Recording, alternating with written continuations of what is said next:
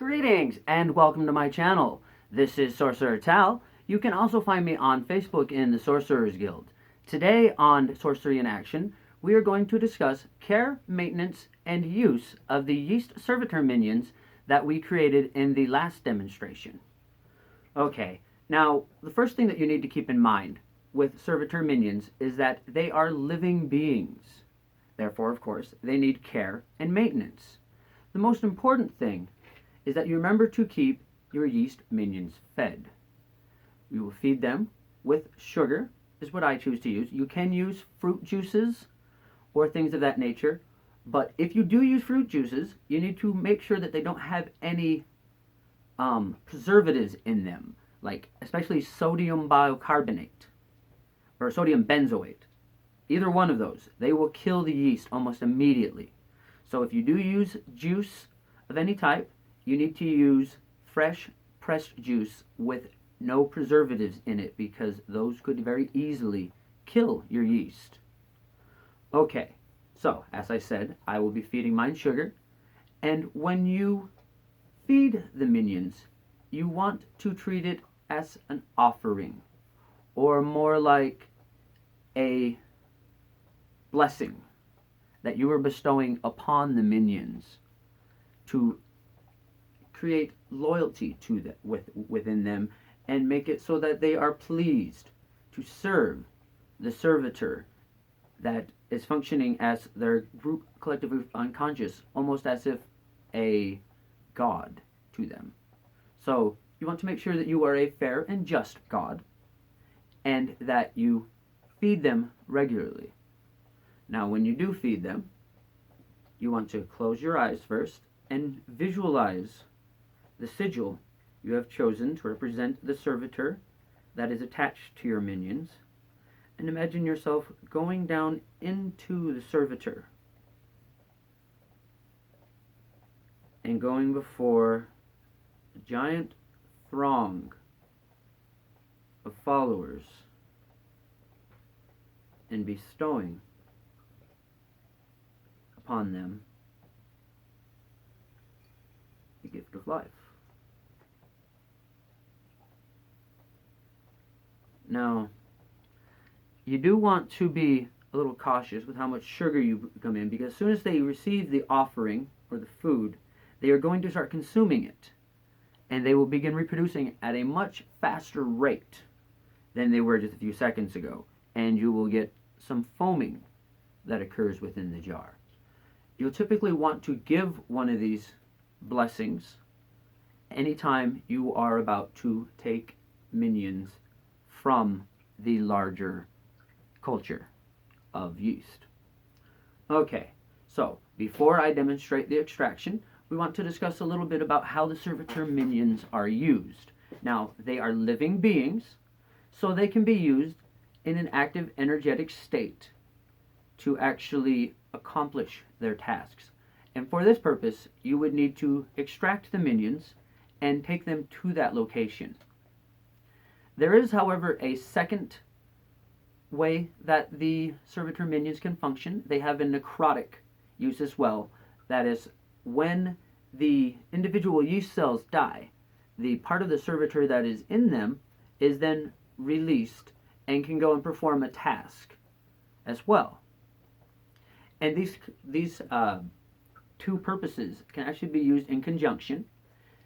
So what you will typically do is you will extract the servitors, take them to a location, release them, and yeast doesn't require all of this to survive.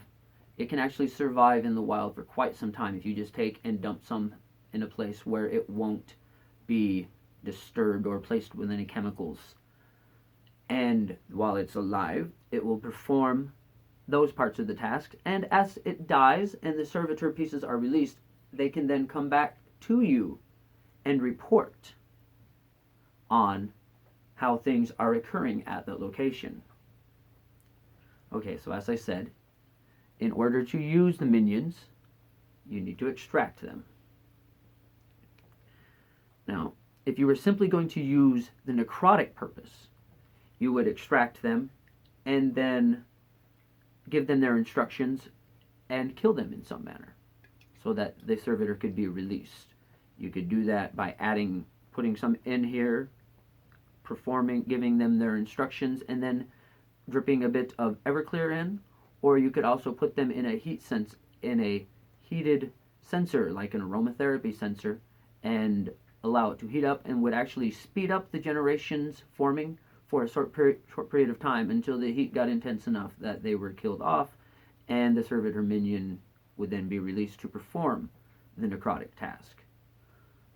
But in this case, I will actually be using these servitor minions to keep tabs on a location. So their only purpose while alive will to be observe what is going on there energetically, and then as each generation dies, the servitor will be released and will return to me to report on what is occurring in that location.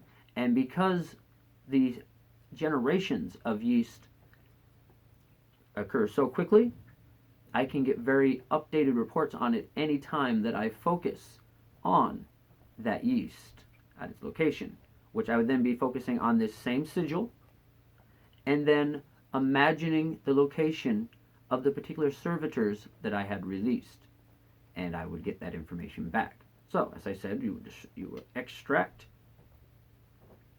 the amount that you need, put them in a vial or other convenient carrying apparatus, a little bottle, anything like that. And you don't want to close it immediately, actually, because while it's open is when you would be giving them their first instructions. And as I've said in previous videos, I don't like to give my spoken instructions in English.